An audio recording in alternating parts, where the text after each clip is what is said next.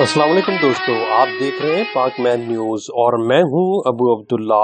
दोस्तों, आज की वीडियो में हम बात करेंगे बांग्लादेश के मुमताज आलिम दीन अल्लामा मामूनुल हक से मुतल्लिक, जो अब भारत नवाज बांग्लादेशी आमिर वजीर आजम हसीना वाजिद को टक्कर देने के लिए बांग्लादेशी सियासत में अपने मजबूत कदम जमा चुके हैं और आने वाले दिनों में इंडिया के लिए एक डरावना ख्वाब साबित होंगे। वीडियो शुरू करने से पहले अभी तक जिन दोस्तों ने पाक मैन न्यूज को सब्सक्राइब नहीं किया, उनसे गुजारिश है कि पहले इस चैनल को सब्सक्राइब कर लें। शुक्रिया।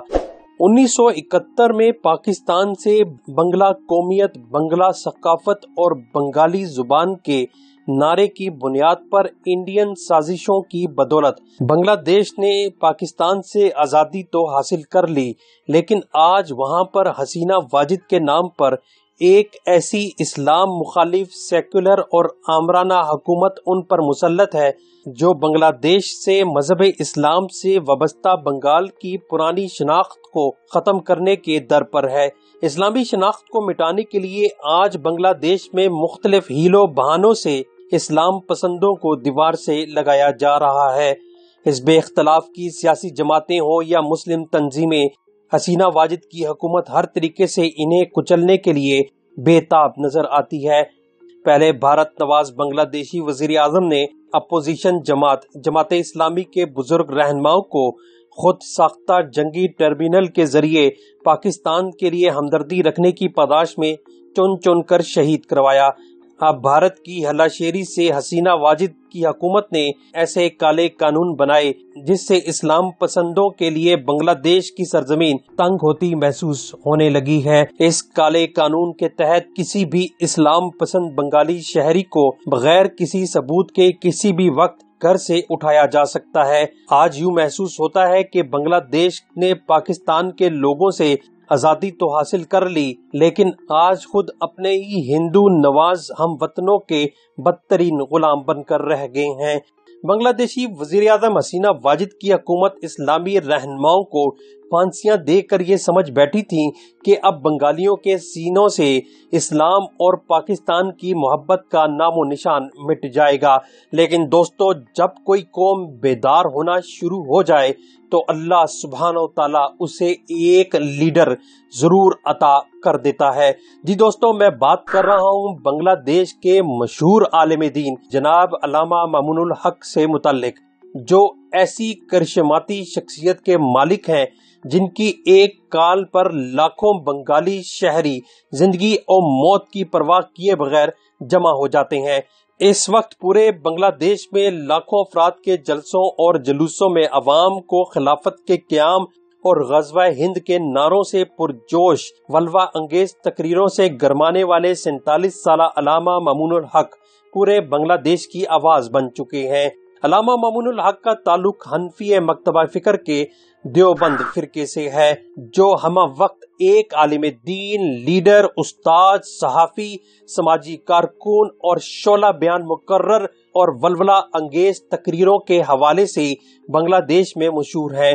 इस्लाम दुश्मनी के खिलाफ बरसरे पैकार इस लीडर ने बंगाली कौमियत के बुत को पाश पाश करते हुए भारतीय गुलामी के तोक को भी उतार फेंका है, जिन्होंने बंगाली अवाम में इस्लाम से मोहब्बत की एक नई रूह फूंक दी है। अल्लामा मामूनुल हक बांग्लादेश के मशहूर आलिम दीन और शेखुल इस्लाम अल्लामा अजीजुल हक के साहबजादे हैं। दोस्तों, अल्लामा अजीजुल हक वो पहले बंगाली आलिम हैं जिन्होंने अहादीस की कई किताबों का बंगाली जुबान में तर्जमा किया। अल्लामा मामूनुल हक ने जामिया रहमानिया बांग्लादेश से कुरान, हदीस और फिक़ह की तालीम हासिल की। इसके साथ साथ अल्लामा मामूनुल हक ने माशियात में डिग्री हासिल कर रखी है, जबकि वो एशियन यूनिवर्सिटी ढाका में इकोनॉमिक्स के प्रोफेसर भी रह चुके हैं। उन्हें 5 मुख्तलिफ ज़बानों पर दस्तरस हासिल है।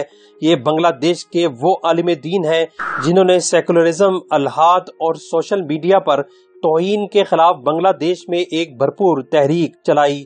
ये अल्लामा मामूनुल हक ही थे जिन्होंने इंडिया में बाबरी मस्जिद के इन्हदाम के बाद बांग्लादेश में एक नई बाबरी मस्जिद की बुनियाद रखी। بنگلہ دیش میں حسینہ واجد کی عوامی لیگ سمیت 65 سیکولر سیاسی تنظیموں اور پارٹیوں نے ان کے خلاف ایک متحد محاذ بنایا اور مطالبہ کیا کہ انہیں گرفتار کر کے پھانسی دی جائے، جس کی پاداش میں انہیں گرفتار بھی کیا گیا۔ لیکن علامہ مامون الحق کی عوام میں زبردست مقبولیت سے حکومت ہمیشہ ان سے خوف زدہ رہی۔ انہوں نے اس وقت بنگلہ دیش میں مختلف تحریکیں بھی شروع کر رکھی ہیں، جن میں بنگلہ دیش خلافت مجلس، توہین رسالت و اسلام کے خلاف بننے والے اتحاد، حفاظت اسلام بنگلہ دیش شامل ہیں۔ ان کی شعلہ بیانی کی وجہ سے لاکھوں افراد ان کے جلسوں میں کھنچے چلے آتے ہیں۔ انہوں نے بنگلہ دیش میں نریندر مودی کی آمد سے پہلے جمعے کے دن لاکھوں افراد سے اپنے خطاب کے دوران اس بات کا عہد لیا، آپ رسول اکرم صلی اللہ علیہ وآلہ وسلم کی غزوہ ہند کی پیشن گوئی والے غزوہ ہند کے لیے تیار ہیں، تو پورے مجمع نے یک زبان ہو کر ان کا ساتھ دینے کا عزم کیا۔ انہوں نے اپنے خطاب کے دوران کہا کہ اس وقت بنگلہ دیش کے 16 کروڑ مسلمان، بھارت کے 25 کروڑ اور پاکستان کے 20 کروڑ اور امت کے 1 ارب مسلمانوں کے خلاف سازش کا مرکز صرف بھارت اور دلی ہے۔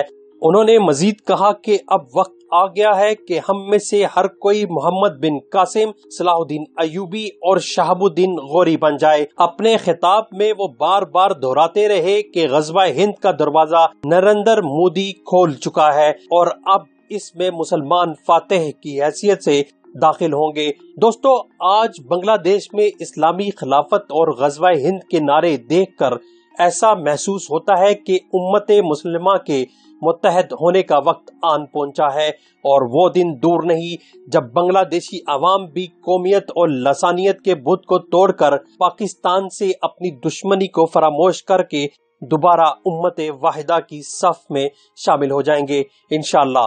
امید ہے کہ یہ ویڈیو آپ دوستوں کو پسند آئی ہوگی۔ مجھے اب اجازت دیجیے، اللہ حافظ۔